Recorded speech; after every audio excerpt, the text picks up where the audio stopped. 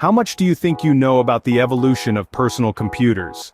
Our journey begins in the early 70s, with the birth of the first personal computer, the Kenbach 1. It wasn't anything like the sleek machines we're accustomed to today.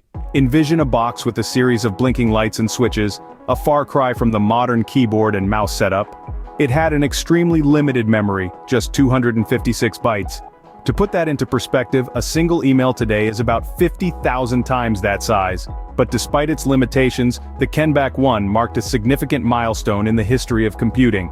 A few years later, in the mid-70s, the landscape of personal computing began to shift. Enter Apple and IBM, two tech giants that would redefine our relationship with computers. The Apple I, a brainchild of Steve Jobs and Steve Wozniak, was introduced. This device, although still rudimentary by today's standards, was a leap forward. It boasted a keyboard for input and the capacity to connect to a television for display.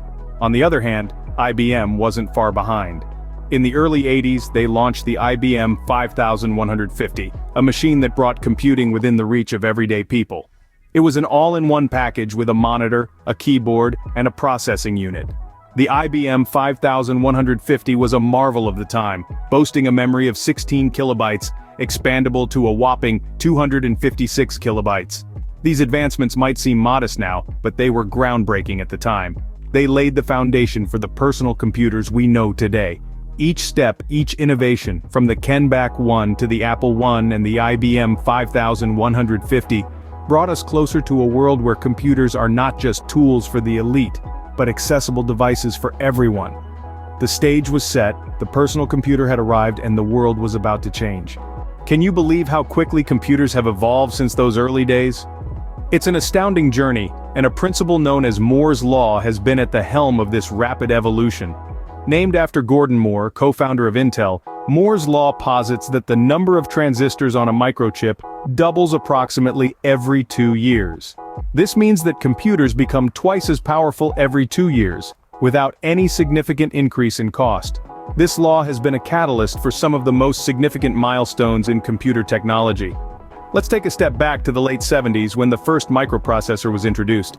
It was a game changer, housing thousands of transistors on a single chip.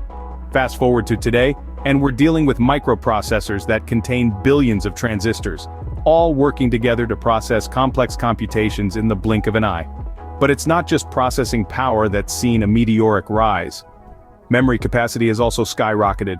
In the early days, computers had a few kilobytes of memory, barely enough to store a single page of text. Today, a standard computer boasts memory in the order of gigabytes, capable of storing millions of pages of text. And let's not forget about graphics capabilities. In the beginning, computers were text-based, with no graphics to speak of. Then came the era of 8-bit graphics, a revolutionary step, giving computers the ability to display simple images. This paved the way for the high-resolution 3D graphics we enjoy today, bringing lifelike virtual worlds to our screens. Moore's Law has been the driving force behind this rapid evolution, but it's not just a law, it's a testament to human ingenuity and our relentless pursuit of progress. It's a promise of what's to come, as computers continue to evolve at a breakneck pace. In a matter of decades, computers have gone from simple machines to intricate systems that shape our daily lives. And who knows what the future holds? One thing's for sure, it's going to be exciting. Have you ever wondered about the role of big tech companies in this evolution? As we traverse the timeline of personal computers, we cannot overlook the immense contribution of big tech companies. Microsoft, Apple, and Intel, to name a few, have been the pioneering forces that significantly influenced this revolution. Among these, Microsoft, established by Bill Gates and Paul Allen, stands out. In the late 70s, they introduced the world to MS-DOS, a user-friendly operating system that made computers accessible to the masses. But the real game changer came in the mid-80s with Windows. This graphical interface brought a sea change, turning the computer from a bulky, intimidating machine into a household essential. Let's talk about Apple, co-founded by Steve Jobs and Steve Wozniak. Apple's contribution has been nothing short of revolutionary, literally putting a byte into every Apple at home. Their Macintosh, introduced in the early 80s, was the first mass-market personal computer featuring a graphical user interface, built-in screen, and a mouse.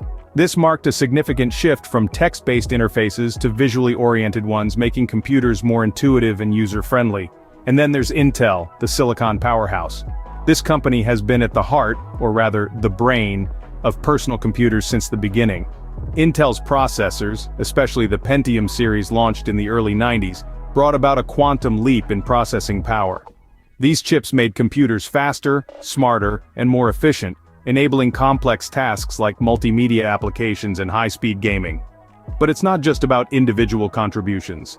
The synergy between these companies, Microsoft's software, Apple's user-friendly interfaces, and Intel's processing power, created a virtuous cycle of innovation and competition. Each pushed the other to new heights, spurring on developments that we now take for granted.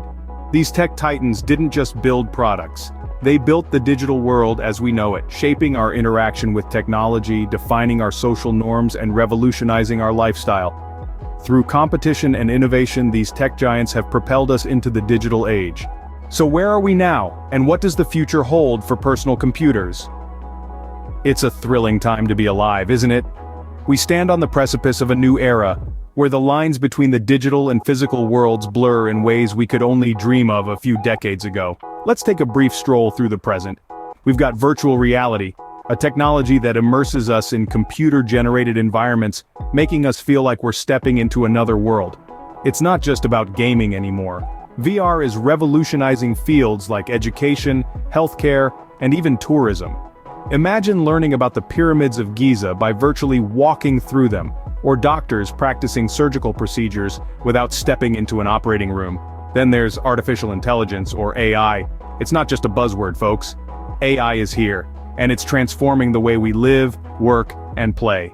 From voice assistants like Siri and Alexa that help us manage our daily lives, to advanced machine learning algorithms that predict trends and patterns, AI is becoming an integral part of our personal computers. And let's not forget quantum computing. While still in its infancy, this technology holds the potential to perform complex calculations at speeds unfathomable to our current computers. It's like going from a horse-drawn carriage to a rocket ship in terms of computational power. So, what does the future have in store? Well, the horizon looks promising with the advancement of these technologies. AI is set to become even smarter, learning and adapting in ways that mimic human intelligence. Quantum computers, while still a work in progress, could revolutionize fields like cryptography, climate modeling, and drug discovery. There's also talk of integrating biological elements into computing. Imagine a future where computers could self-repair, adapt, and evolve, much like living organisms. But as with any journey into the unknown, there are challenges and uncertainties. The ethical implications of advanced AI, the feasibility of quantum computing, the potential risks of biocomputing. These are all questions that we'll grapple with as we forge ahead. The future of personal computers is as exciting as it is unpredictable. But one thing's for sure, it's a future we're all eager to be a part of. As we look back on the journey of personal computers, it's astonishing to see how far we've come. From the humble beginnings of the personal computer in the 70s, to the rapid evolution driven by Moore's Law, the journey is nothing short of remarkable. It's a tale of constant innovation and relentless pursuit of performance. These machines, once the size of entire rooms, now comfortably sit on our desks, in our backpacks, even in the palm of our hands.